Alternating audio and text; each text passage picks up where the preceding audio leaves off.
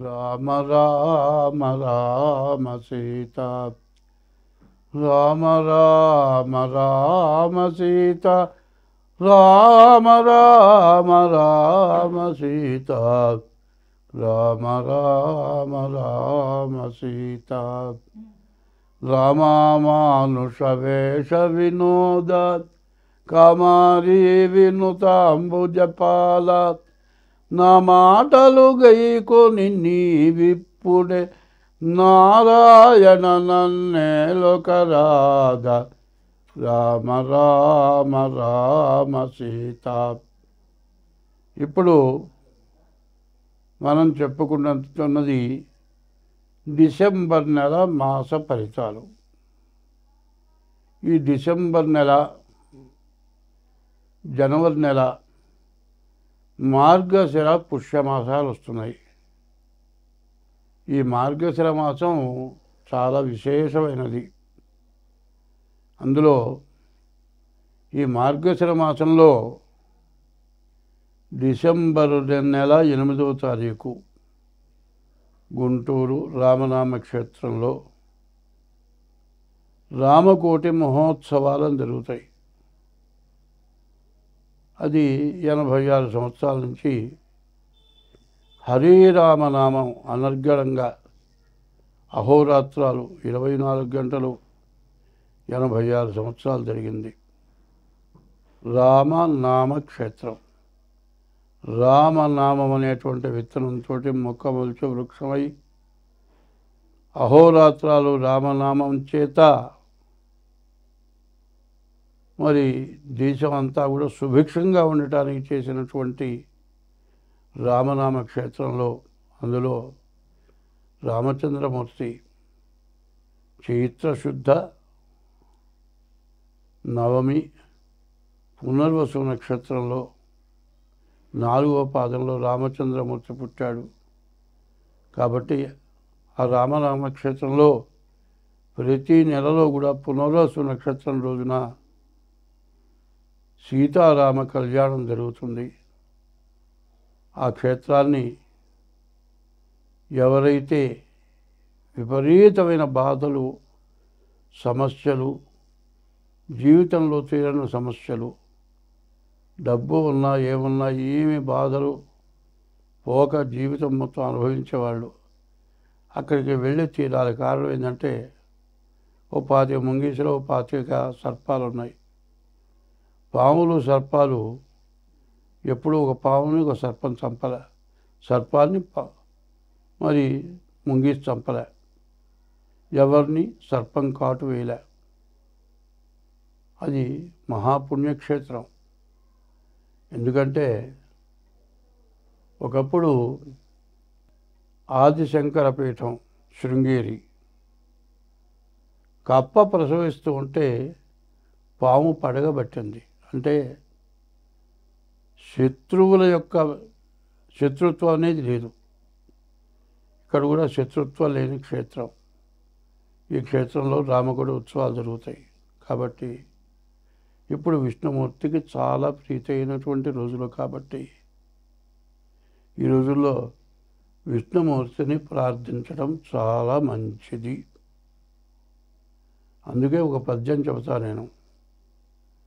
బ్రతికి నన్నాళ్ళు నీ భజన తప్పను కాని మరణకాలమునందు మరతునేమో ఆవేళయమదూతలాగ్రహంబున వచ్చి ప్రాణముల్ పెకలించి పట్టునప్పుడు కపవాత పైత్యముల్ కప్పగా భ్రమచేత కంపముద్భవమంది కష్టపడుచు నా జిహ్వతో నిన్ను నారాయణాయన పిలతునో శ్రమ చేత పిలువలేనో నాటికిప్పుడే చేతు నీ నామ భజన తలచదను చెవుల వినవయ్య ధైర్యముగను.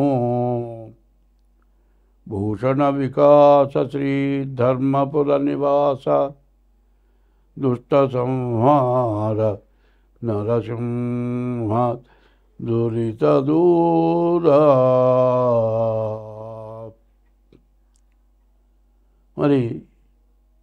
ఇది విష్ణుమూర్తికి చాలా విశేషమైన ప్రీతి అయిన రోజులు.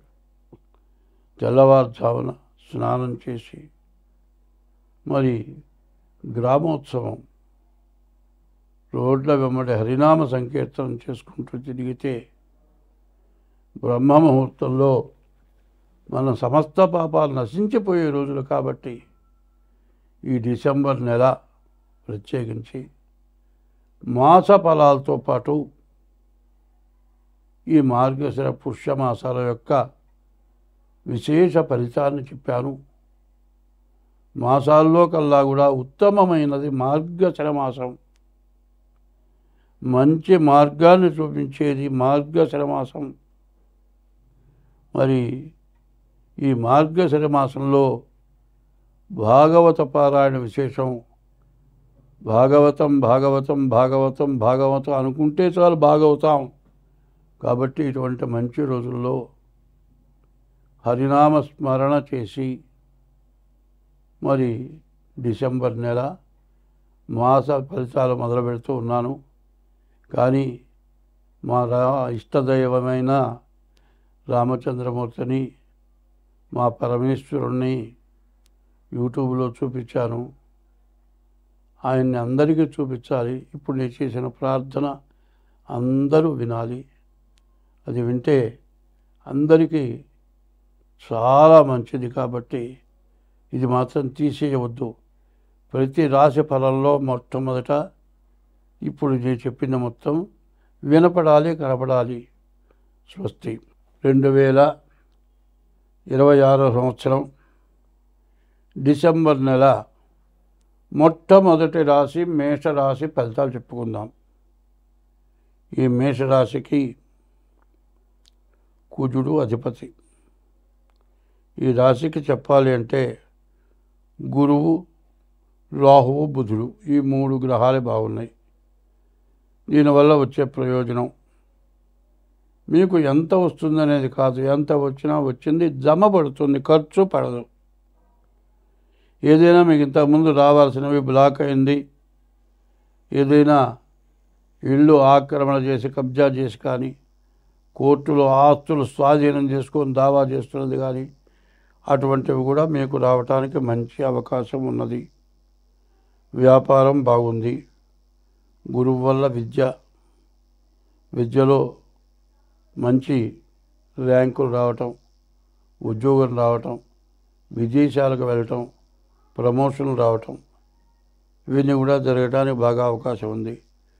డబ్బు రావటానికి, వ్యాపారం సాగటానికి, విద్య సాగటానికి, ఉద్యోగం రావటానికి బాగుంది. కానీ ఈ రాశికి శని, రవి, కేతువు, కుజుడు ఈ 4, 5 శుక్రుడు ఈ గ్రహాలు 5 గ్రహాలు బాగాలేవు.